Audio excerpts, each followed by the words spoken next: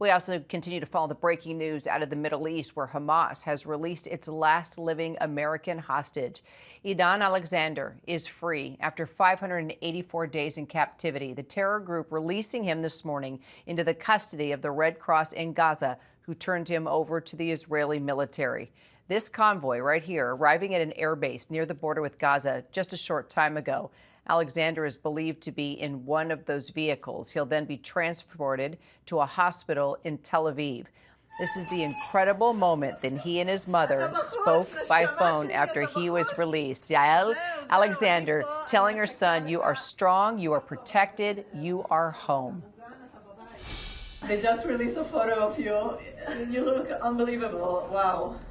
You look beautiful. I love you so much. אתה נראה מדהים. I love you, and I'm gonna see you, like, soon. Wow, you can't help but get choked up. Edan is an American-Israeli dual citizen who grew up in New Jersey. He joined the Israeli military after graduating high school and then was abducted during the Hamas-led attack on Israel back on October 7th, 2 years ago. That attack igniting the war in Gaza. Chief Foreign Correspondent Ian Pannell joining me now with more. Okay, so at this moment, do we know where Edan is? Yeah, it's a good question, right? We keep waiting. But then on the other hand, Edan's waited more than 580 days to be free. So I guess we can exercise a little more patience. We understand that he's still at this initial center where he is being checked, he's being evaluated, and where he's being reunited with his family. We're seeing a helicopter at that airbase, a Reem airbase. We're assuming that that is then going to transport him to a hospital in Tel Aviv where he will undergo a thorough medical examination, and then they will assess what exactly it is that he needs. But he will need, above all, some time. There had been a suggestion from his mother that perhaps she would take him to Doha, to Qatar, to meet with President Trump, who, of course, is traveling around the region. But we have to wait and see if that actually happens. Got it. So, Ian, let me ask you, why do you think Hamas agreed to release him? Because there wasn't a prisoner swap, right?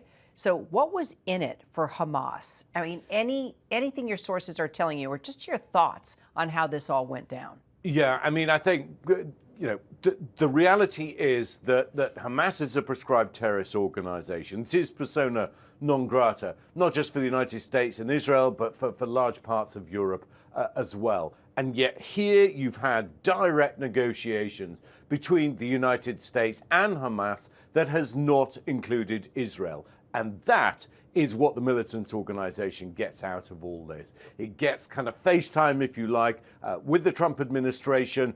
It gets to cut out Israel. This is a snub in some senses to Netanyahu. It cuts him out of the equation and also throws some question marks over his plan for an expanded military operation.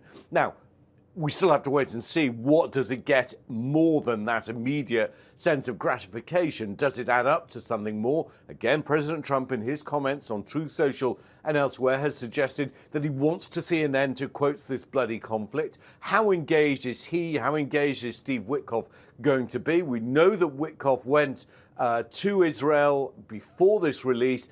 He met with Prime Minister Netanyahu.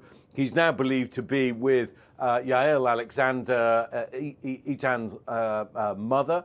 And so we're waiting to see whether this adds up to something more than this one particular release. Remember, he's not the only American hostage. He's the only living American hostage. There are still the bodies of others. And primarily for the other families, there are now over 50 hostages whose families desperately want to see their loved ones their loved ones return to them. And there is a wider question of the war. The suffering in Gaza goes on unabated. We're seeing dire warnings from the aid organizations, from the United Nations, from the World Health Organization about the situation on the ground, that vast numbers of people are essentially running out of food. We've seen the large-scale destruction, and something has to be done. So will that come up? Will that be dealt with when President Trump meets in Saudi Arabia, in the UAE, and also in Qatar?